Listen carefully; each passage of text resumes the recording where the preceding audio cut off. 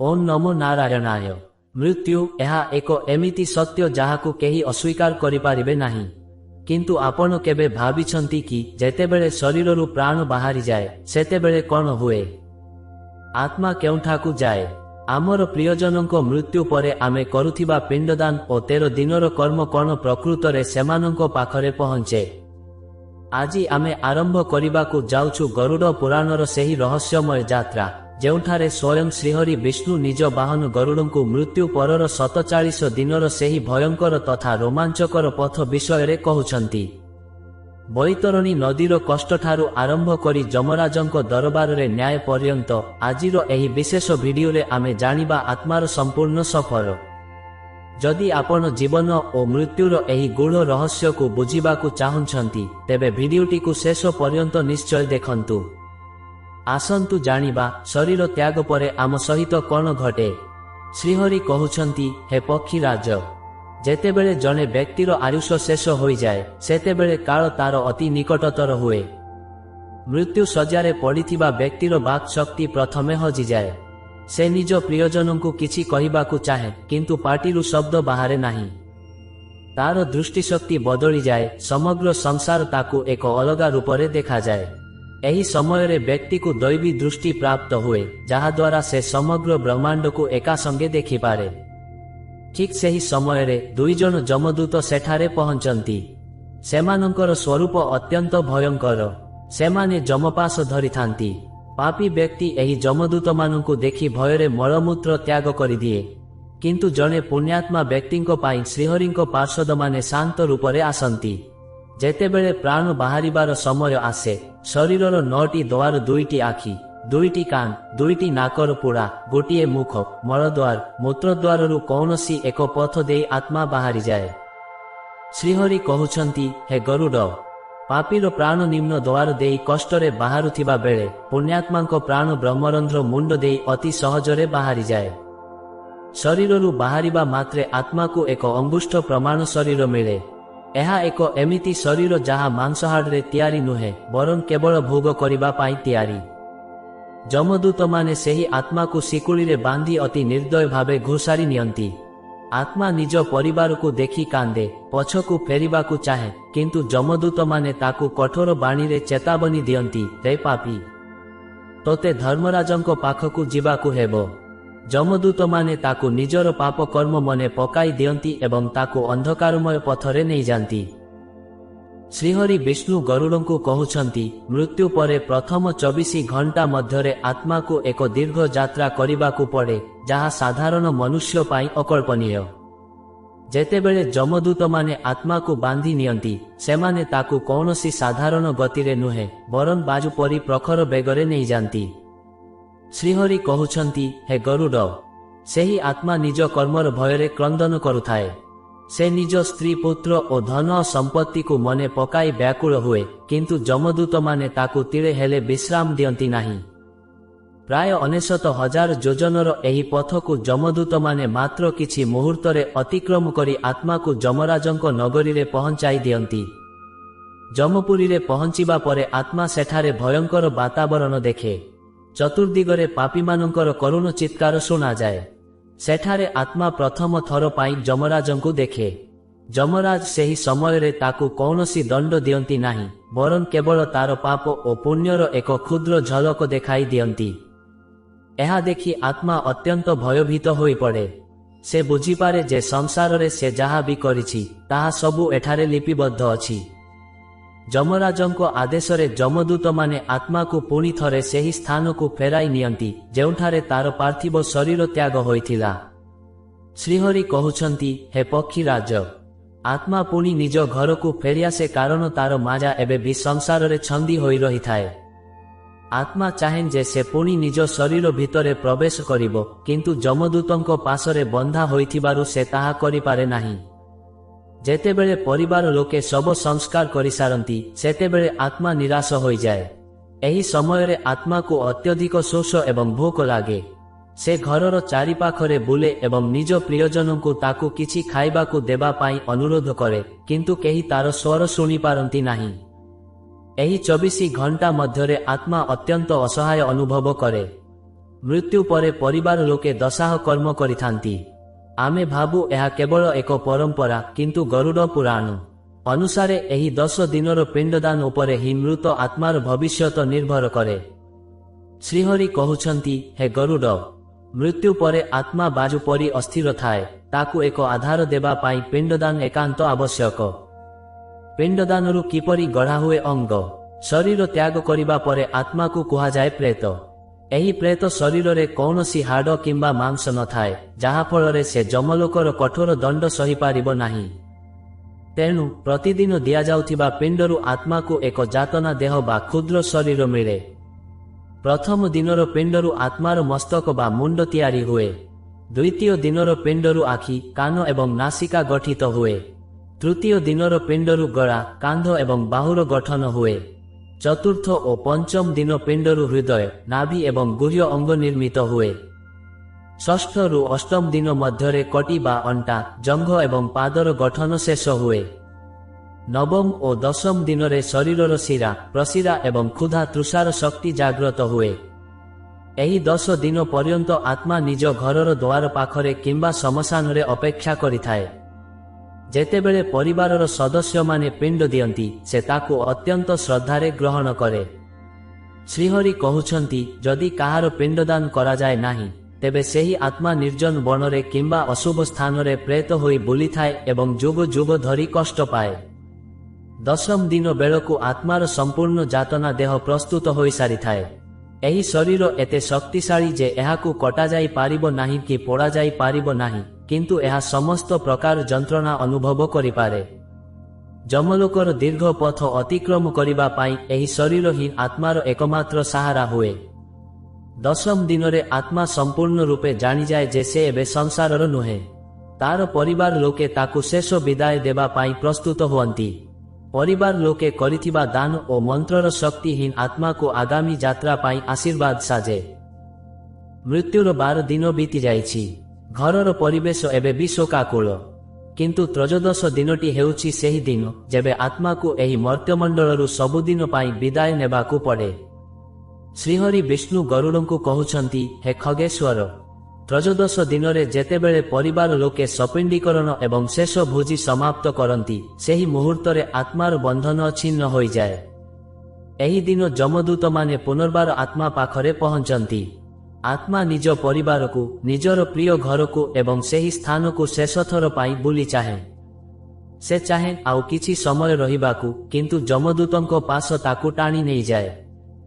परिवार लोके जेतेबेले त्रयोदश दिन रे दान धर्म करंती, सेही दानर शक्ति रे हीन आत्मा को एक पाथेय तथा यात्रा पाई आवश्यक संबल प्राप्त हुए।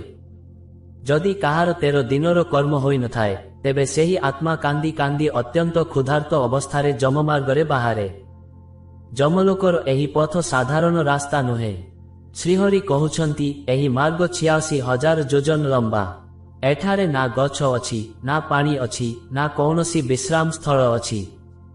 रास्तारे केउंठी प्रखर सूर्य किरण रे बाली तातिकी निया भली होई थाए, तो केउंठी अति शीतल पवन रे शरीर थरी उठे। पापी आत्मा को कंटापूर्ण रास्तारे घोषारी निया जाए, जेउंठी तार शरीर छटपट हुए किंतु मृत्यु हुए नाही।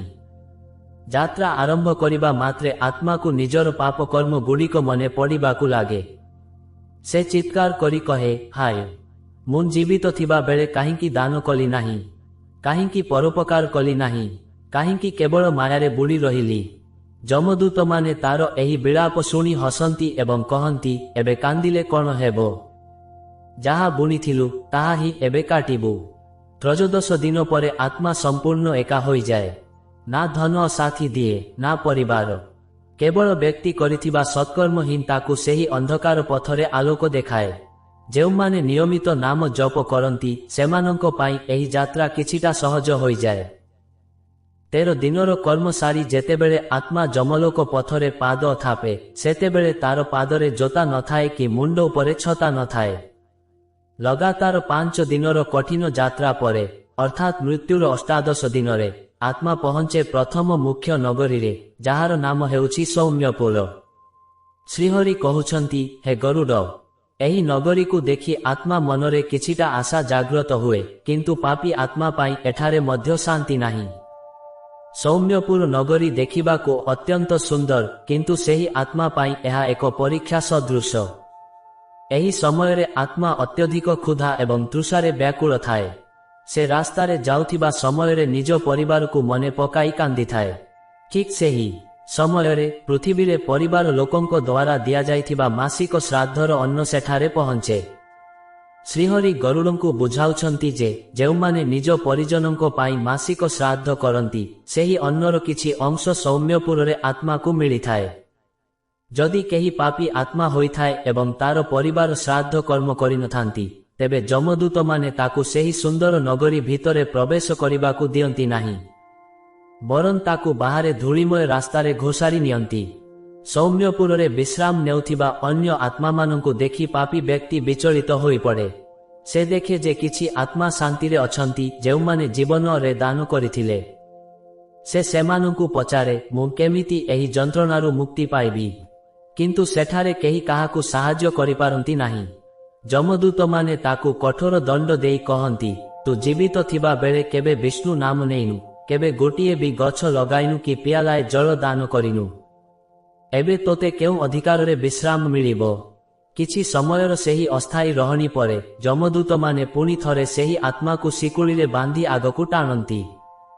ଏଠାରୁ ରାସ୍ତା ଆହୁରି ଅନ୍ଧକାରମୟ ଏବଂ ବିପଜ୍ଜନକ ହେବାକୁ ଲାଗେ।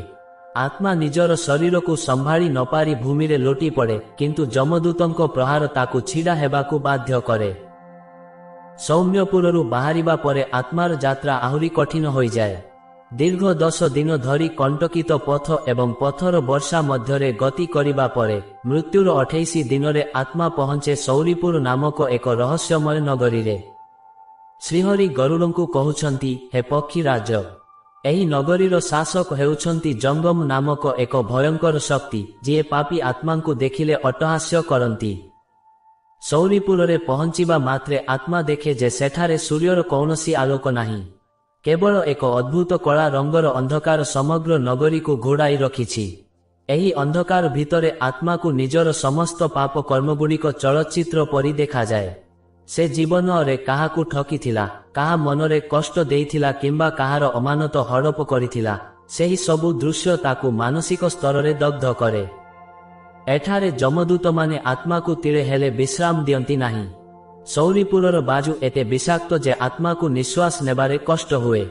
ଶ୍ରୀହରି କହୁଛନ୍ତି, ଯେଉଁମାନେ ପୃଥିବୀରେ ବ୍ରାହ୍ମଣ, ଗୁରୁ କିମ୍ବା ଅସହାୟ ବ୍ୟକ୍ତିଙ୍କୁ ଅସମ୍ମାନ କରିଥାନ୍ତି, ସେମାନଙ୍କୁ ସୌରିପୁରରେ ତିନିମୁଣ୍ଡିଆ ସାପ କାମୁଡ଼ନ୍ତି। ଆତ୍ମା ଯନ୍ତ୍ରଣାରେ ଚିତ୍କାର କରେ, କିନ୍ତୁ ସେହି ଅନ୍ଧକାରରେ ତାର ସ୍ୱର ଶୁଣିବାକୁ କେହି ନଥାନ୍ତି। ଏହି 28 ଦିନରେ ପୃଥିବୀରେ ପରିବାର ଲୋକେ ଦ୍ୱିତୀୟ ମାସିକ ଶ୍ରାଦ୍ଧ କରନ୍ତି। ଯଦି ପରିବାରର ଲୋକେ ଶ୍ରଦ୍ଧାର ସହିତ ଏହି କର୍ମ କରନ୍ତି, ତେବେ ସୌରିପୁରର ସେହି ଅନ୍ଧକାର ମଧ୍ୟରେ ଆତ୍ମାକୁ କିଛି ସମୟ ପାଇଁ ଏକ କ୍ଷୀଣ ଆଲୋକ ଦେଖାଯାଏ। କିନ୍ତୁ ଯେଉଁମାନେ ନିଃସନ୍ତାନ କିମ୍ବା ଯାହାଙ୍କ ପାଇଁ କେହି ଧର୍ମ କର୍ମ କରନ୍ତି ନାହିଁ, ସେମାନେ ସେହି ଅନ୍ଧକାରରେ ବାଟ ହୁଡ଼ି ଯମଦୂତଙ୍କ ପ୍ରହାରରେ ରକ୍ତାକ୍ତ ହୁଅନ୍ତି। ଏଠାରେ ପହଞ୍ଚି ଆତ୍ମା ଭାବେ, ହାୟ, ମୁଁ ଜୀବନରେ ଥରୁଟିଏ ଭଗବାନଙ୍କ ନାମ ନେଇଥାନ୍ତି। ହାୟ, ମୁଁ ଧନର କିଛି ଅଂଶ ଗରିବଙ୍କୁ ଦେଇଥାନ୍ତି। କିନ୍ତୁ ଗରୁଡ଼ ପୁରାଣ ଅନୁସାରେ ସୌରିପୁରରେ ପହଞ୍ଚିବା ପରେ ପରିତାପ କରିବା ଛଡ଼ା ଆଉ କୌଣସି ଉପାୟ ନଥାଏ। ଯମଦୂତମାନେ ତାକୁ କହନ୍ତି, ରେ ମୂଢ଼, ସଂସାର ତୋ ପାଇଁ ଏକ ପରୀକ୍ଷା ଥିଲା ଯେଉଁଥିରେ ତୁ ବିଫଳ ହୋଇଛୁ। ସୌରିପୁର ଆମକୁ ଏହା ଶିକ୍ଷା ଦିଏ ଯେ ଆମର ଗୁପ୍ତ ପାପ କର୍ମଗୁଡ଼ିକ ମଧ୍ୟ ଆମକୁ ପିଛା କରେ। ଯାହା ଆମେ ଦୁନିଆ ଆଖିରୁ ଲୁଚାଇ ପାରୁ, ତାହା ମୃତ୍ୟୁ ପରେ ଆମ ସାମ୍ନାକୁ ନିଶ୍ଚୟ ଆସେ। ଏହି ଅନ୍ଧକାରରୁ ବଞ୍ଚିବା ପାଇଁ ସତ୍ୟ ଓ ଧର୍ମ ହିଁ ଏକମାତ୍ର ମାର୍ଗ।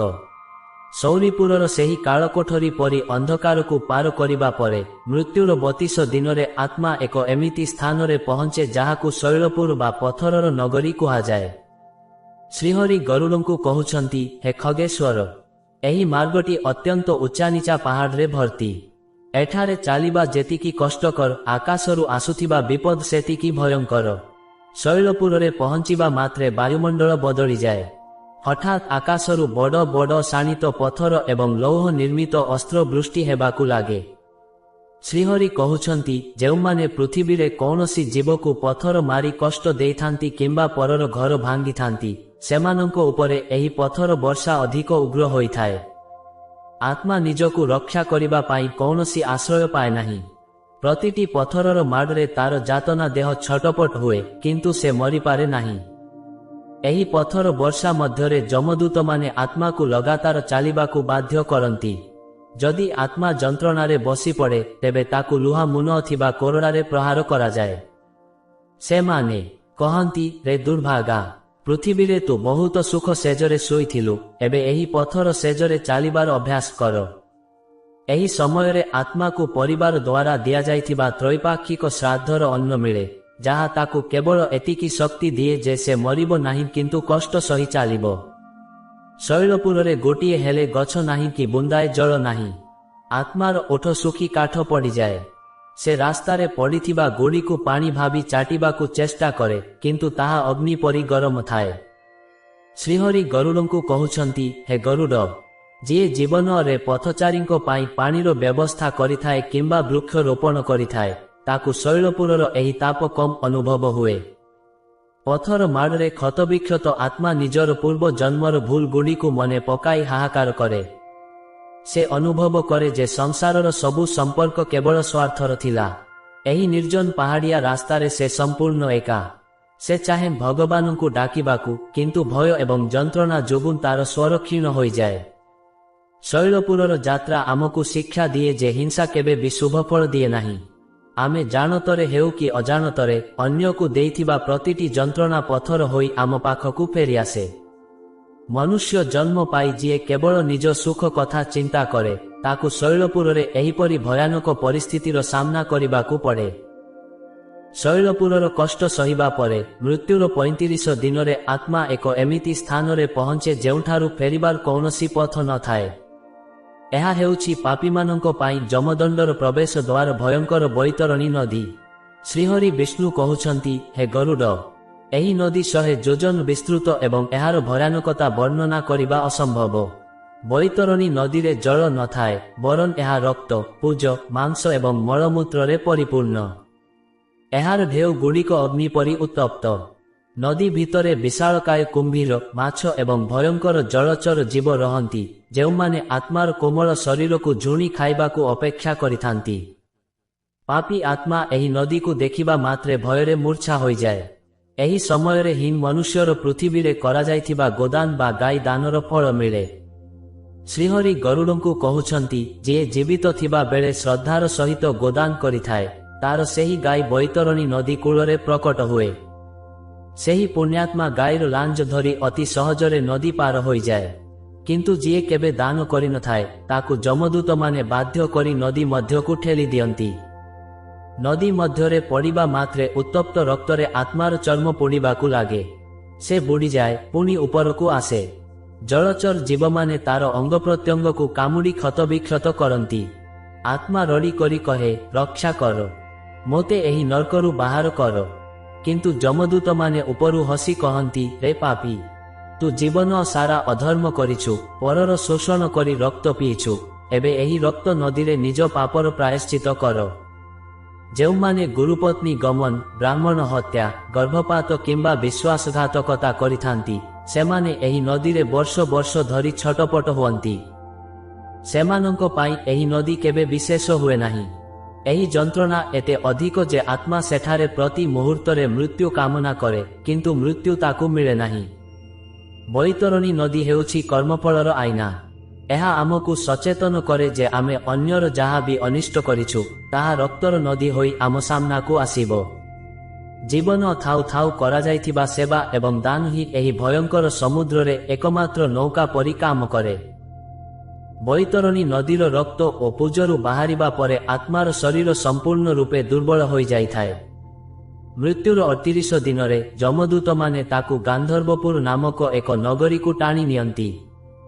श्रीहरि गरुड़ंकु कहउछंती, हे पक्षीराज, एही नगरीर नाम जदिओ श्रुतिमधुर, किंतु एहार वास्तवता अत्यंत कष्टदायक।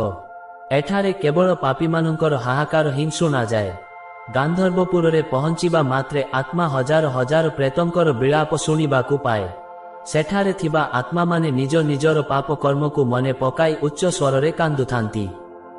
केही कहूथाए, मुन मो पितामातांकु अवहेला करिथिली, तो आउ केही कहुथाए मु मिथ्या साक्ष्य देई जनंकर जीवन बरबाद करिथिली। एही करुण स्वर शुणी नूतन भावे आसीथिबा आत्मा अत्यंत भयभीत होई जाए। एही नगरी रे जमदूत माने आत्मा को कौनसी शारीरिक प्रहार दियंती नाही, बरं ताकु तार भविष्यत विषय रे कही मानसिक जंत्रणा दियंती। सेमाने कहंती, रे मूढ़, एही क्रंदन शुणुछु तो किछि दिन परे तोर अवस्था भी एमिति हेबो। तोते एमिति नरकरे पकारिबो जेउठी चित्कार करिबाकु भी शक्ति नथिबो। एही समय रे आत्मा को पृथ्वी रे दिया जाउथिबा 6 मासिक श्राद्धर अन्न मिले, किंतु भय जोगुन से ताहा ग्रहण करिबाकु समर्थ हुए नाही। श्रीहरि गरुड़ंकु कहउछंती जे जेउमाने पृथ्वी रे समाजर नीति नियम उल्लंघन करंती, परर शांति भंग करंती किंबा कुत्सा रटना करंती, सेमानंकु गांधर्वपुर रे एकाकी एक अंधकार गुंफारे रखा जाए। सेठारे सेमाने काहा सहित कथा होई पारंती नाही, केवल निज पापर गुंजरण शुणंती। एहा एक प्रकारर मानसिक नरक। एही समय को आत्मा संपूर्ण भांगी पड़े। तार मने पड़े सेही समय जेतेबेले से अहंकार रे बशवर्ती होई अन्यमानंकु तुच्छ मने करुथिला। एबे से निजे सबुठारु तुच्छ एवं असहाय अनुभव करे। से बुझीपारे जे संसार रे थिबा तार प्रतिपत्ति और क्षमता जममार्ग रे कौनसी कामरे आसु नाही। गांधर्वपुर आमकु एहा शिक्षा दिए जे आमर शब्द एवं आचरण अन्य को जेतिकी कष्ट दिए, ताहा मृत्यु परे प्रतिध्वनि होई आम पाखकु फेरी आसे। मनुष्य जदि निज जीवन रे मृदुभाषी एवं सरल होइथाए, तेबे ताकु एही भयंकर चित्कार शुणिबाकु पड़े नाही। मृत्युर 42 दिन। आत्मा एबे एक एमिति स्थान रे उपनीत जेउठारु समग्र सृष्टिर न्याय नियंत्रित हुए। एहा हेउछि जमराजंक स्वर्ण नगरी संयमनी।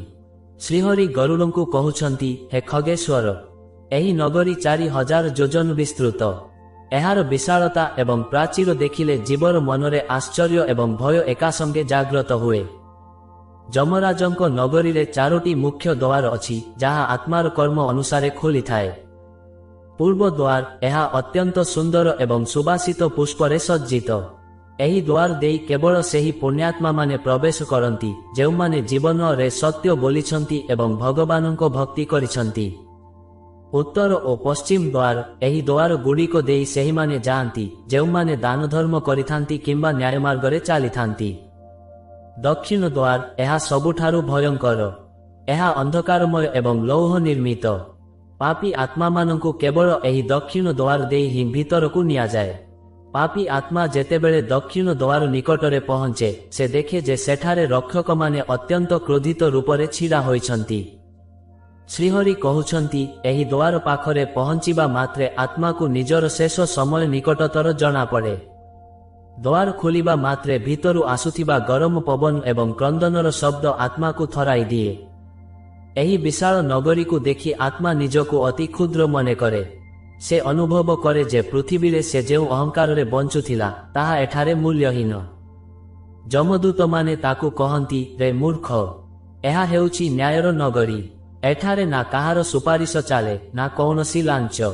एठारे केवल तोर कर्म ही तोर परिचय। श्रीहरि कहउछंती कि एही नगरीर बाजु अजब। एहा पुण्यात्मांकु शीतलता प्रदान करे, किंतु पापींकु एमिति जड़ापोड़ा करे जेमिति केही देहरे लंका गुंड छिंची देइछि। आत्मा जंत्रणारे छटपट होई द्वार पाखरे अपेक्षा करे, केतेबेले ताकु भीतरकु डाकरा आसीबो। जमराजंक नगरीर द्वार आमकु चेताई दिए जे आमर गंतव्य पथ आमे निजे निर्धारण करू। आमे जीवन रे जेउ कर्मर बीज बुणीछु, सेही अनुसारे ही आम पाई स्वर्ण द्वार किंबा लौह द्वार खोली थाए। जमराजंक नगरीर सीमा भितरे प्रवेश करिबा परे मृत्युर 44 दिनरे आत्मा एक आश्चर्यजनक सत्यर सामना करे। आमे भाबु जे अंधकाररे किंबा एकांतरे आमे जेउ पाप करूछु, ताहा केही देखु नाहांती। किंतु श्रीहरि विष्णु गरुड़ंकु कहउछंती, हे खगेश्वर, एही संसार रे एमिति किछि देवता अछंती जेउमाने मनुष्यर प्रतिटी श्वास एवं प्रतिटी चिंताधारार हिसाब रखंती। सेमाने हेउछंती श्रवण। किए एही श्रवण देवता? श्रवण देवता माने हेउछंती ब्रह्मांकर पुत्र। सेमाने संख्यारे अनेक एवं समग्र ब्रह्मांडरे व्यापी रहिछंती। श्रीहरि कहउछंती, एही देवता मानंकर श्रवण शक्ति एते प्रखर जे सेमाने दूररे रही मध्य मनुष्यर मन भितरे चालुथिबा कथा शुणी पारंती। ସେମାନଙ୍କର ସ୍ତ୍ରୀମାନଙ୍କୁ ଶ୍ରବଣୀ କୁହାଯାଏ, ଯେଉଁମାନେ କେବଳ ମହିଳାମାନଙ୍କର କର୍ମ ଉପରେ ନଜର ରଖନ୍ତି। ଯେତେବେଳେ ଆତ୍ମା ଯମରାଜଙ୍କ ଦରବାର ଆଡ଼କୁ ଅଗ୍ରସର ହୁଏ, ସେତେବେଳେ ଏହି ଶ୍ରବଣ ଦେବତାମାନେ ତାର ସମସ୍ତ ରିପୋର୍ଟ ଧର୍ମରାଜଙ୍କୁ ପ୍ରଦାନ କରନ୍ତି। ସେମାନେ କହନ୍ତି, ହେ ପ୍ରଭୁ, ଏହି ବ୍ୟକ୍ତି ଅମୁକ ଦିନ ଅନ୍ଧକାରରେ ଏହି ପାପ କରିଥିଲା। ସେ ମୁହଁରେ କିଛି କହୁଥିଲା କିନ୍ତୁ ମନରେ ଅନ୍ୟ କାହାର ଅନିଷ୍ଟ ଚିନ୍ତା କରୁଥିଲା। ଆତ୍ମା ଏହା ଶୁଣି ସ୍ତବ୍ଧ ହୋଇଯାଏ। ସେ ବୁଝିପାରେ ଯେ ସେ ନିଜ ଜୀବନରେ କୌଣସି କଥା ଲୁଚାଇ ପାରିନାହିଁ। ଶ୍ରୀହରି ଗରୁଡ଼ଙ୍କୁ କହୁଛନ୍ତି ଯେ କେବଳ ଶ୍ରବଣ ନୁହନ୍ତି, ବରଂ ସୂର୍ଯ୍ୟ, ଚନ୍ଦ୍ର, ବାୟୁ, ଅଗ୍ନି, ଆକାଶ, ପୃଥିବୀ, ଜଳ ଏବଂ ନିଜର ହୃଦୟ ମଧ୍ୟ ମନୁଷ୍ୟର ପ୍ରତିଟି କର୍ମର ସାକ୍ଷୀ ରହନ୍ତି। ଯେତେବେଳେ ଆତ୍ମା ମିଥ୍ୟା କହି ନିଜକୁ ବଞ୍ଚାଇବାକୁ ଚେଷ୍ଟା କରେ, ସେତେବେଳେ ଏହି ପ୍ରାକୃତିକ ଶକ୍ତିମାନେ ସାକ୍ଷୀ ଦେଇ ତାର ପାପକୁ ପ୍ରମାଣିତ କରନ୍ତି। ଏହି ସମୟରେ ଆତ୍ମା ବହୁତ କ୍ଳାନ୍ତ ହୋଇଯାଇଥାଏ। ସେ ଭାବେ, ଯଦି ମୁଁ ଜାଣିଥାନ୍ତି ଯେ ମୋତେ କେହି ଦେଖୁଛନ୍ତି, ତେବେ ମୁଁ କେବେ ଏମିତି କରିନଥାନ୍ତି। କିନ୍ତୁ ଯମଦୂତମାନେ କହନ୍ତି, ରେ ଦୁର୍ଭାଗ୍ୟା, ପରମାତ୍ମା ସବୁବେଳେ ତୋ ଭିତରେ ଥିଲେ, କିନ୍ତୁ ତୁ ଅହଙ୍କାରରେ ଅନ୍ଧ ହୋଇ ତାଙ୍କୁ ଦେଖିପାରିଲୁ ନାହିଁ। ଶ୍ରବଣ ଦେବତାଙ୍କ ଏହି କାହାଣୀ ଆମକୁ ଶିକ୍ଷା ଦିଏ ଯେ ନିର୍ଜନତାରେ ମଧ୍ୟ ନିଜକୁ ପବିତ୍ର ରଖନ୍ତୁ। ଆମର ଚିନ୍ତାଧାରା ହିଁ ଆମର ଚରିତ୍ର ଗଠନ କରେ ଏବଂ ସେହି ଚିନ୍ତାଧାରା ହିଁ ପରଲୋକରେ ଆମର ଦଣ୍ଡ କିମ୍ବା ପୁରସ୍କାରର ଆଧାର ହୁଏ। ମୃତ୍ୟୁର 45 ଦିନ ଯାତ୍ରା ଏବେ ନିର୍ଣ୍ଣାୟକ ମୋଡ଼ରେ। ଆତ୍ମା ଏବେ ସାକ୍ଷାତ ଯମରାଜଙ୍କ ମୁଖ୍ୟ ସଚିବ ତଥା କର୍ମର ଲେଖକ ଭଗବାନ ଚିତ୍ରଗୁପ୍ତଙ୍କ ଭବନରେ ଉପସ୍ଥିତ। ଶ୍ରୀହରି ବିଷ୍ଣୁ ଗରୁଡ଼ଙ୍କୁ କହୁଛନ୍ତି, ହେ ଖଗେଶ୍ୱର, ଚିତ୍ରଗୁପ୍ତ ହେଉଛନ୍ତି ସେହି ସତ୍ତା ଯିଏ କୌଣସି ଜୀବ ପ୍ରତି ପକ୍ଷପାତିତା କରନ୍ତି ନାହିଁ। ତାଙ୍କ ଲେଖନୀ ସମସ୍ତଙ୍କ ପାଇଁ ସମାନ। ଚିତ୍ରଗୁପ୍ତଙ୍କ ପାଖରେ ଏକ ବିଶାଳ ପୁସ୍ତକ ରହିଥାଏ, ଯାହାକୁ ଅଗ୍ରସନ୍ଧାନୀ କୁହାଯାଏ। ଶ୍ରୀହରି କହୁଛନ୍ତି, ଏହି ପୁସ୍ତକରେ ମନୁଷ୍ୟର ଜନ୍ମରୁ ମୃତ୍ୟୁ ପର୍ଯ୍ୟନ୍ତ ପ୍ରତିଟି ମୁହୂର୍ତ୍ତ ଲିପିବଦ୍ଧ ହୋଇ ରହିଥାଏ। ଯେତେବେଳେ ଆତ୍ମା ଚିତ୍ରଗୁପ୍ତଙ୍କ ସମ୍ମୁଖରେ ଛିଡ଼ା ହୁଏ, ସେ ତାଙ୍କର ତୀକ୍ଷ୍ଣ ଦୃଷ୍ଟିରେ ଆତ୍ମାର ଅନ୍ତରକୁ ପଢ଼ି ନିଅନ୍ତି। ସେଠାରେ କୌଣସି ଓକିଲ କିମ୍ବା ସାକ୍ଷୀର ଆବଶ୍ୟକତା ପଡ଼େ ନାହିଁ, କାରଣ ଆତ୍ମାର ନିଜ କର୍ମ ହିଁ ସେଠାରେ ପ୍ରତିଛବି ପରି ଦେଖାଯାଏ। ଚିତ୍ରଗୁପ୍ତ ଅତି ଗମ୍ଭୀର ସ୍ୱରରେ ପଚାରନ୍ତି, ରେ ଜୀବ, ତୋତେ ଏକ ସୁନ୍ଦର ମନୁଷ୍ୟ ଶରୀର ମିଳିଥିଲା, ତୁ ତାର କିପରି ବ୍ୟବହାର କରିଛୁ? ସେ ଗୋଟିଏ ପରେ ଗୋଟିଏ ପୃଷ୍ଠା ଓଲଟାଇ ଦେଖନ୍ତି। ତୁ କେତେଥର ମିଥ୍ୟା କହିଛୁ, କେତେ ଜୀବଙ୍କୁ କଷ୍ଟ ଦେଇଛୁ, ପର ସମ୍ପତ୍ତି ଉପରେ କେତେବେଳେ ଲୋଭ କରିଛୁ। ଏହା ସହିତ ସେ ବ୍ୟକ୍ତିର ସାମାନ୍ୟ ପୁଣ୍ୟକୁ ମଧ୍ୟ ଭୁଲନ୍ତି ନାହିଁ। ଯଦି ବ୍ୟକ୍ତିଟି ଅଜାଣତରେ ମଧ୍ୟ କାହାକୁ ପାଣି ପିଆଇଥାଏ କିମ୍ବା କାହାର ଦୁଃଖରେ ସମଭାଗୀ ହୋଇଥାଏ, ତେବେ ତାହା ମଧ୍ୟ ସେଠାରେ ସ୍ୱର୍ଣ୍ଣ ଅକ୍ଷରରେ ଲିପିବଦ୍ଧ ହୋଇଥାଏ। ଏହି ସମୟରେ ଆତ୍ମା କିଛି କହିବାକୁ ଚାହିଁଲେ ମଧ୍ୟ କହିପାରେ ନାହିଁ। ସେ ଦେଖେ ଯେ ପୃଥିବୀରେ ସେ ଯେଉଁ ପାପକୁ ସାମାନ୍ୟ ବୋଲି ଭାବୁଥିଲା, ତାହା ଏଠାରେ ଏକ ବିଶାଳ ପର୍ବତ ପରି ଛିଡ଼ା ହୋଇଛି। ଯମଦୂତମାନେ ଆତ୍ମାକୁ ଧମକ ଦେଇ କହନ୍ତି, ଚୁପ୍ ରହ। ଚିତ୍ରଗୁପ୍ତଙ୍କ ଲେଖନୀ କେବେ ଭୁଲ କରେ ନାହିଁ। ଚିତ୍ରଗୁପ୍ତଙ୍କ ଦରବାର ଆମକୁ ଶିକ୍ଷା ଦିଏ ଯେ ଆମ ଜୀବନର ଡାଏରୀ ଆମେ ନିଜେ ପ୍ରତିଦିନ ଲେଖୁଛୁ। ଆମେ ଯାହା କରିବା ତାହା ହିଁ ସେଠାରେ ପଢ଼ାଯିବ। ତେଣୁ ଜୀବନ ଥାଉ ଥାଉ ନିଜର ଅଗ୍ରସନ୍ଧାନୀ ପୁସ୍ତକକୁ ପୁଣ୍ୟରେ ଭରିବା ପାଇଁ ଚେଷ୍ଟା କରନ୍ତୁ।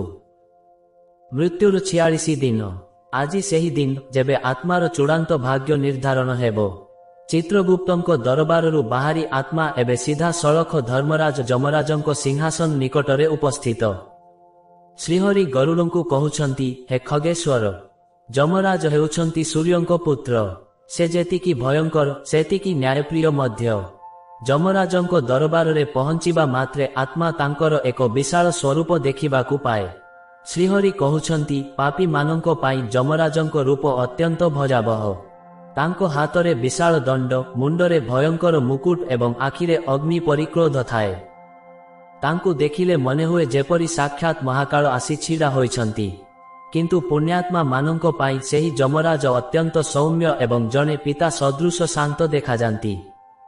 ଯମରାଜଙ୍କ ସିଂହାସନ ଚାରିପାଖରେ ବଡ଼ ବଡ଼ ଜ୍ଞାନୀ ଏବଂ ଋଷିମାନେ ବସିଥାନ୍ତି। ଚିତ୍ରଗୁପ୍ତ ଯେତେବେଳେ କର୍ମର ରିପୋର୍ଟ ପଢ଼ନ୍ତି, ଯମରାଜ ସେଥିରେ ଥିବା ସୂକ୍ଷ୍ମ ଅତି ସୂକ୍ଷ୍ମ ବିଷୟକୁ ଗଭୀର ଭାବେ ବିଚାର କରନ୍ତି। ସେ ଆତ୍ମାକୁ ପଚାରନ୍ତି, ରେ ଜୀବ, ତୋତେ ପୃଥିବୀରେ ବହୁତ ସମୟ ମିଳିଥିଲା। ତୁ ଜାଣିଥିଲୁ ଯେ ମୃତ୍ୟୁ ନିଶ୍ଚୟ ଆସିବ, ତଥାପି ତୁ କାହିଁକି କେବଳ ପାପରେ ନିଜକୁ ବୁଡ଼ାଇ ରଖିଲୁ? ଆତ୍ମା ସେଠାରେ ଏତେ ଭୟଭୀତ ହୋଇଯାଏ ଯେ ସେ ନିଜର ପକ୍ଷ ରଖିବାକୁ ମଧ୍ୟ ଅସମର୍ଥ ହୁଏ। ଏହି ଦରବାରରେ କୌଣସି ମିଥ୍ୟା ସାକ୍ଷ୍ୟ କାମ କରେ ନାହିଁ। ଆତ୍ମା ଯାହା କିଛି ଲୁଚାଇଥିଲା ତାହା ଚିତ୍ରଗୁପ୍ତଙ୍କ ଦ୍ୱାରା ଦିଆଯାଇଥିବା ଆଇନାରେ ସ୍ପଷ୍ଟ ଦେଖାଯାଏ। ଯମରାଜଙ୍କ ଏକ ଦୃଷ୍ଟିରେ ଆତ୍ମାର ସମସ୍ତ ଅହଙ୍କାର ଧୂଳିସାତ ହୋଇଯାଏ। ସେ ବୁଝିପାରେ ଯେ ସେ ଯାହା ପାଇଁ ପାପ କରିଥିଲା, ଧନ, ପରିବାର, କ୍ଷମତା, ସେଥିରୁ କିଛି ବି ତାକୁ ଏହି ଦଣ୍ଡରୁ ରକ୍ଷା କରିପାରିବେ ନାହିଁ। ଶ୍ରୀହରି ଗରୁଡ଼ଙ୍କୁ କହୁଛନ୍ତି, ବିଚାର ଶେଷ ହେବା ପରେ ଯମରାଜ ନିଜର ଅନ୍ତିମ ନିଷ୍ପତ୍ତି ଶୁଣାନ୍ତି। ଯଦି ଆତ୍ମାର ପାପ ଭାର ଅଧିକ ଥାଏ ତେବେ ଯମରାଜଙ୍କ ଗର୍ଜନରେ ଦରବାର ଥରିଉଠେ। ସେ ଯମଦୂତମାନଙ୍କୁ ଆଦେଶ ଦିଅନ୍ତି ତାକୁ ନର୍କକୁ ନେଇଯିବା ପାଇଁ। ଆଉ ଯଦି ଆତ୍ମା ପୁଣ୍ୟବାନ ହୋଇଥାଏ ତେବେ ତାକୁ ସ୍ୱର୍ଗଲୋକ କିମ୍ବା ଉଚ୍ଚ ଗତି ପ୍ରାପ୍ତ ହୁଏ। ଧର୍ମରାଜଙ୍କ ଦରବାର ଆମକୁ ମନେ ପକାଇ ଦିଏ ଯେ ସଂସାରର ସର୍ବୋଚ୍ଚ ନ୍ୟାୟାଳୟ ଈଶ୍ୱରଙ୍କ ପାଖରେ ଅଛି। ସେଠାରେ ମୁକ୍ତି ପାଇବାର ଏକମାତ୍ର ରାସ୍ତା ହେଉଛି ନିଷ୍କାମ କର୍ମ ଏବଂ ସେବା। ଆଜି ଆମେ ଯାହା କରୁଛୁ କାଲି ଧର୍ମରାଜଙ୍କ ସମ୍ମୁଖରେ ତାହାର ଉତ୍ତର ଦେବାକୁ ପଡ଼ିବ। ମୃତ୍ୟୁର 47 ଦିନ। ଯମରାଜଙ୍କ ନ୍ୟାୟ ପରେ ଆତ୍ମାକୁ ତାର ଅନ୍ତିମ ଗନ୍ତବ୍ୟ ସ୍ଥଳକୁ ପଠାଯାଏ। ଯେଉଁମାନେ ଜୀବନ ସାରା କେବଳ ପାପ ଓ ଅଧର୍ମରେ ଲିପ୍ତ ଥାଆନ୍ତି ସେମାନଙ୍କ ପାଇଁ ନର୍କର ଦ୍ୱାର ଖୋଲିଯାଏ। ଶ୍ରୀହରି ବିଷ୍ଣୁ ଗରୁଡ଼ଙ୍କୁ କହୁଛନ୍ତି, ହେ ପକ୍ଷୀରାଜ, ନର୍କ ଏମିତି ଏକ ସ୍ଥାନ ଯେଉଁଠି ପ୍ରତିଟି ପଲକ ଯୁଗ ପରି ମନେ ହୁଏ। ଗରୁଡ଼ ପୁରାଣରେ 84 ଲକ୍ଷ ନର୍କର ବର୍ଣ୍ଣନା ରହିଛି, କିନ୍ତୁ ସେଥିମଧ୍ୟରୁ 28ଟି ମୁଖ୍ୟ। ରୌରବ ନର୍କ, ଯେଉଁମାନେ ଅନ୍ୟର ଧନ ହଡପ କରନ୍ତି, ସେମାନଙ୍କୁ ଏଠାରେ ରୁରୁ ନାମକ ସର୍ପ କାମୁଡ଼ନ୍ତି। କୁମ୍ଭୀପାକ ନର୍କ, ଯେଉଁମାନେ ପଶୁପକ୍ଷୀଙ୍କୁ ହତ୍ୟା କରି ଖାଇଥାନ୍ତି, ସେମାନଙ୍କୁ ଫୁଟୁଥିବା ତେଲ କଡ଼େଇରେ ପକାଯାଏ। ଅସିପତ୍ର ବନ, ଏଠାରେ ଗଛର ପତ୍ର ଗୁଡ଼ିକ ଖଣ୍ଡା ପରି ଶାଣିତ। ପାପୀ ଆତ୍ମାକୁ ସେହି ଜଙ୍ଗଲରେ ଦୌଡ଼ିବାକୁ ବାଧ୍ୟ କରାଯାଏ, ଯାହାଫଳରେ ତାର ପ୍ରତିଟି ଅଙ୍ଗ କଟିଯାଏ। ଶ୍ରୀହରି କହୁଛନ୍ତି, ପାପୀମାନଙ୍କୁ ସେଠାରେ ଗରମ ଲୁହା ଖୁଣ୍ଟରେ ବନ୍ଧାଯାଏ ଏବଂ ଜଳୁଥିବା ନିଆଁରେ ଝୁଲାଯାଏ। ନର୍କରେ ହଜାର ହଜାର ବର୍ଷ ଧରି କଷ୍ଟ ସହିବା ପରେ ଆତ୍ମାର ପାପ ଭାର କିଛିଟା କମିଯାଏ। କିନ୍ତୁ ଏହାପରେ ବି ମୁକ୍ତି ମିଳେ ନାହିଁ। ଆତ୍ମାକୁ ପୁଣି ଥରେ ମର୍ତ୍ତ୍ୟଲୋକକୁ ଫେରିବାକୁ ପଡ଼େ। ଶ୍ରୀହରିଙ୍କ ବର୍ଣ୍ଣନା ଅନୁସାରେ ପାପର ଗୁରୁତ୍ୱ ଅନୁସାରେ ଆତ୍ମାକୁ ପ୍ରଥମେ ଗଛଲତା, ପରେ କୀଟପତଙ୍ଗ, ମାଛ, ପକ୍ଷୀ ଏବଂ ପଶୁ ଯୋନିରେ ଜନ୍ମ ନେବାକୁ ପଡ଼େ। ଶେଷରେ ସବୁଠାରୁ କଠିନ ଯାତ୍ରା ପରେ ତାକୁ ପୁଣି ଥରେ ମନୁଷ୍ୟ ଜନ୍ମ ମିଳେ। ମନୁଷ୍ୟ ଜନ୍ମ ପାଇବା ପାଇଁ ଆତ୍ମାକୁ ମାତୃଗର୍ଭରେ 9 ମାସ ରହିବାକୁ ପଡ଼େ। ଶ୍ରୀହରି କହୁଛନ୍ତି, ହେ ଗରୁଡ଼, ଗର୍ଭ ଭିତରେ ଶିଶୁଟି ଅତ୍ୟନ୍ତ ଅଣନିଶ୍ୱାସୀ ହୋଇ ରହେ। ସେଠାରେ ସେ ନିଜର ପୂର୍ବ ଜନ୍ମର ସମସ୍ତ କଷ୍ଟ ମନେ ପକାଇ ଭଗବାନଙ୍କୁ ପ୍ରାର୍ଥନା କରେ, ହେ ପ୍ରଭୁ, ଏଥର ମୋତେ ବାହାରକୁ ବାହାର କର, ମୁଁ ଆଉ ପାପ କରିବି ନାହିଁ, କେବଳ ତୁମର ଭକ୍ତି କରିବି।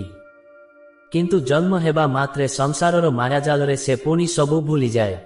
ଏହି 47 ଦିନରୁ ଆରମ୍ଭ ହୋଇଥିବା ଯାତ୍ରା ନର୍କ ଦେଇ ପୁଣି ଗର୍ଭ ପର୍ଯ୍ୟନ୍ତ ଶେଷ ହୁଏ। ଆତ୍ମା ବାରମ୍ବାର ଏହି ଚକ୍ରରେ ଘୂରି ବୁଲେ। ସେ ବୁଝିପାରେ ଯେ ମୃତ୍ୟୁ ହେଉଛି କେବଳ ଏକ ବିରାମ, କିନ୍ତୁ ଯାତ୍ରା କେବେ ଶେଷ ହୁଏ ନାହିଁ। ନର୍କର ଏହି ବିବରଣୀ ଆମକୁ ଡରାଇବା ପାଇଁ ନୁହେଁ, ବରଂ ସଚେତନ କରିବା ପାଇଁ। ମନୁଷ୍ୟ ଜୀବନ ହେଉଛି ଏକମାତ୍ର ସୁଯୋଗ ଯେଉଁଠି ଆମେ ନିଜର କର୍ମ ସୁଧାରି ଏହି ଜନ୍ମ ମୃତ୍ୟୁର ଚକ୍ରରୁ ବାହାରି ପାରିବା। ଯମଲୋକର ସେହି 47 ଦିନର ଭୟଙ୍କର ଯାତ୍ରା ଏବଂ ନର୍କର ଅକଥନୀୟ ଯନ୍ତ୍ରଣା ବିଷୟରେ ଶୁଣିବା ପରେ ପକ୍ଷୀରାଜ ଗରୁଡ଼ ଅତ୍ୟନ୍ତ ବିଚଳିତ ହୋଇ ଶ୍ରୀହରିଙ୍କ ଚରଣରେ ପ୍ରଣାମ କଲେ। ସେ ପଚାରିଲେ, ହେ ପ୍ରଭୁ, ମନୁଷ୍ୟ ଏତେ ଦୁର୍ବଳ ଏବଂ ମାୟାଗ୍ରସ୍ତ, ତେବେ ସେ କିପରି ଏହି କଠୋର ଯମଦଣ୍ଡରୁ ରକ୍ଷା ପାଇପାରିବ? କେଉଁ ମାର୍ଗରେ ଗଲେ ଆତ୍ମାକୁ ଯମରାଜଙ୍କ ଦକ୍ଷିଣ ଦ୍ୱାର ଦେଖିବାକୁ ପଡ଼ିବ ନାହିଁ? ଭଗବାନ ବିଷ୍ଣୁ ସ୍ମିତ ହାସ୍ୟ ଦେଇ କହିଲେ, ହେ ଗରୁଡ଼, ମୁକ୍ତିର ମାର୍ଗ ଅତ୍ୟନ୍ତ ସରଳ, କିନ୍ତୁ ମନୁଷ୍ୟ ଏହାକୁ ବୁଝିପାରେ ନାହିଁ।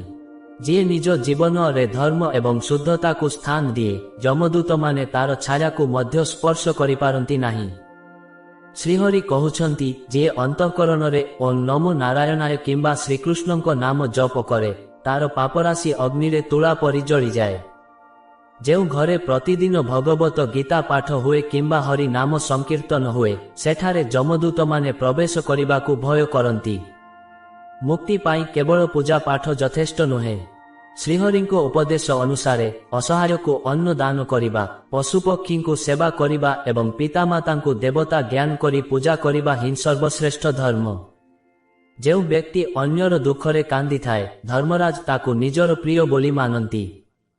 ଏକାଦଶୀ ବ୍ରତ ପାଳନ, ଗଙ୍ଗା ସ୍ନାନ ଏବଂ ତୁଳସୀ ଚଉରା ପାଖରେ ଦୀପଟିଏ ଜାଳିବା ଆତ୍ମାକୁ ଆଲୋକିତ କରେ। ଶ୍ରୀହରି କହୁଛନ୍ତି, ଯାହାର କଣ୍ଠରେ ତୁଳସୀ ମାଳି ଏବଂ ମୁଖରେ ମୋର ନାମ ଥାଏ, ମୃତ୍ୟୁ ପରେ ମୋର ପାର୍ଷଦମାନେ ତାକୁ ବିମାନରେ ବସାଇ ସିଧା ବୈକୁଣ୍ଠ ଧାମକୁ ନେଇ ଆସନ୍ତି। ଗରୁଡ଼ ପୁରାଣର ସାରାଂଶ ହେଉଛି ମୃତ୍ୟୁ ପରେ କେହି ସାଙ୍ଗରେ ଯାଆନ୍ତି ନାହିଁ। ତୁମର ଧନ, ପରିବାର ଏବଂ ଶରୀର ଏଇଠି ରହିଯିବ। କେବଳ ତୁମର କର୍ମ ହିଁ ତୁମର ପରିଚୟ ପତ୍ର। ତେଣୁ ଆଜିଠାରୁ ହିଁ ମିଥ୍ୟା, ଅହଙ୍କାର ଏବଂ ହିଂସା ତ୍ୟାଗ କରି ମାର୍ଗରେ ଚାଲନ୍ତୁ। ଭକ୍ତଗଣ, ଏହା ଥିଲା ଗରୁଡ଼ ପୁରାଣ ଅନୁସାରେ ଆତ୍ମାର 47 ଦିନର ରହସ୍ୟମୟ ଯାତ୍ରା। ଏହି ଶ୍ରୁତି ଆମକୁ ଭୟଭୀତ କରିବା ପାଇଁ ନୁହେଁ, ବରଂ ଜୀବନର ମୂଲ୍ୟ ବୁଝାଇବା ପାଇଁ। ଯଦି ଆମେ ଏହି ଉପଦେଶକୁ ନିଜ ଜୀବନରେ ସାମାନ୍ୟ ମାତ୍ରାରେ ମଧ୍ୟ ପାଳନ କରିବା, ତେବେ ଆମର ଏହି ମନୁଷ୍ୟ ଜନ୍ମ ସାର୍ଥକ ହେବ। ବନ୍ଧୁଗଣ, ଗରୁଡ଼ ପୁରାଣର ଏହି 47 ଦିନର ଯାତ୍ରା ଆମକୁ କେବଳ ମୃତ୍ୟୁ ପରର ଭୟ ଦେଖାଏ ନାହିଁ, ବରଂ ଜୀବିତ ଥିବା ସମୟରେ କିପରି ଏକ ଶ୍ରେଷ୍ଠ ଜୀବନ ଜୀଇବାକୁ ହେବ, ସେହି ଶିକ୍ଷା ଦିଏ। ଏହି କାହାଣୀ ଆମକୁ ମନେ ପକାଇ ଦିଏ ଯେ ସଂସାରର ସବୁ ସମ୍ପର୍କ, ଧନ ଏବଂ କ୍ଷମତା ଏଇଠି ରହିଯିବ, ସାଙ୍ଗରେ ଯିବ କେବଳ ଆମର ସତ୍କର୍ମ। ଆମେ ଜାଣିଲେ ଯେ ମୃତ୍ୟୁ ହେଉଛି ଏକ ନୂତନ ଆରମ୍ଭ। ଆଜି ଆମେ କାହା ପ୍ରତି କରୁଥିବା ସାମାନ୍ୟ ଦୟା, କାହାର ମୁହଁରେ ଦେଉଥିବା ଟିକେ ହସ କିମ୍ବା ନିଷ୍ଠାର ସହିତ ନିଆଯାଉଥିବା ଭଗବାନଙ୍କ ନାମ ହିଁ ସେହି ଅନ୍ଧକାର ପଥରେ ଆମର ଏକମାତ୍ର ଆଲୋକ ହେବ। ଶେଷରେ ଏତିକି କୁହାଯାଇପାରେ, ମୃତ୍ୟୁକୁ ଭୟ କରନ୍ତୁ ନାହିଁ, ବରଂ ନିଜ କର୍ମକୁ ଏପରି ପବିତ୍ର ରଖନ୍ତୁ ଯେପରି ସେହି ଚୂଡ଼ାନ୍ତ ଯାତ୍ରା ସମୟରେ ଆପଣଙ୍କୁ ଯମଦୂତଙ୍କ ପାଶ ନୁହେଁ, ବରଂ ଶ୍ରୀହରିଙ୍କ ବୈକୁଣ୍ଠ ଧାମର ଡାକରା ଆସିବ। ଆଶା କରୁଛୁ ଗରୁଡ଼ ପୁରାଣର ଏହି ରହସ୍ୟମୟ କଥା ଆପଣଙ୍କ ଜୀବନରେ ଏକ ସକାରାତ୍ମକ ପରିବର୍ତ୍ତନ ଆଣିବ। ଭଗବାନ ଶ୍ରୀହରି ଆପଣ ସମସ୍ତଙ୍କର କଲ୍ୟାଣ କରନ୍ତୁ। ଏହା ଭଲ ଲାଗିଥିଲେ ନିଶ୍ଚୟ ଏହାକୁ ସେୟାର କରନ୍ତୁ। ନମସ୍କାର। ଓಂ ନମୋ ନାରାୟଣାୟ।